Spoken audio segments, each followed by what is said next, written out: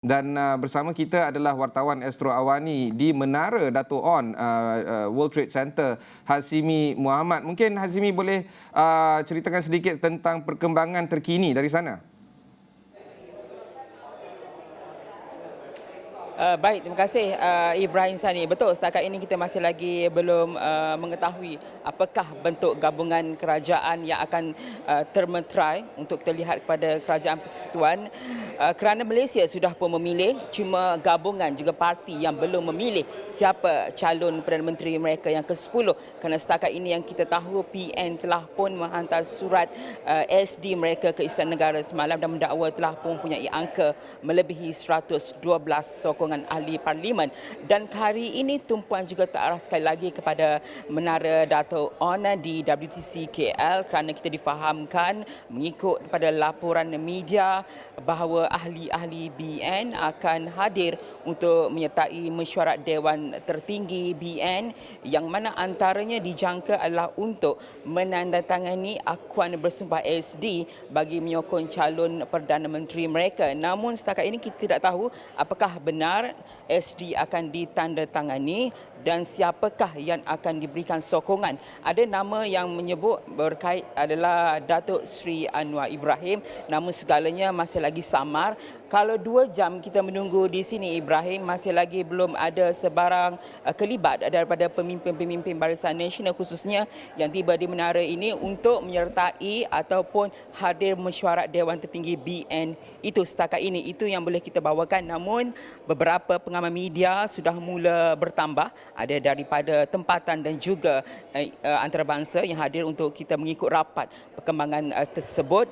Dan sekiranya benar ada mesyuarat Dewan Tertinggi BN itu, apakah intipatinya?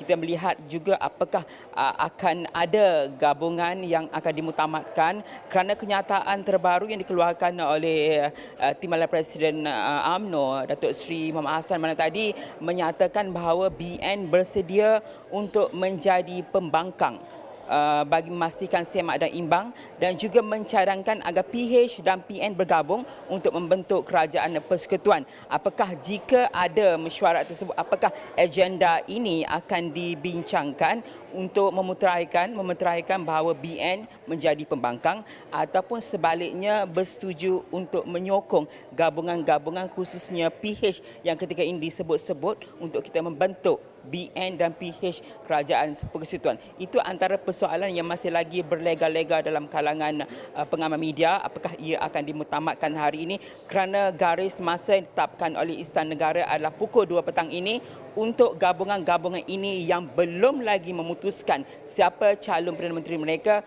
untuk hantar pada Istana Negara. Dan semuanya Ibrahim Sani kita akan bawakan dari masa ke masa untuk memastikan bahawa di mana Ibrahim Sani katakan ekonomi itu penting untuk kestabilan dan juga ini salah satu signifikan kepada pembentukan atau ke arah perkembangan ekonomi yang lebih baik. Ibrahim Sani. Hazimi, setakat ini adakah kita mengetahui mesyuarat pukul berapa sebenarnya ataupun masih lagi tidak mendapatkan kepastian setakat ini?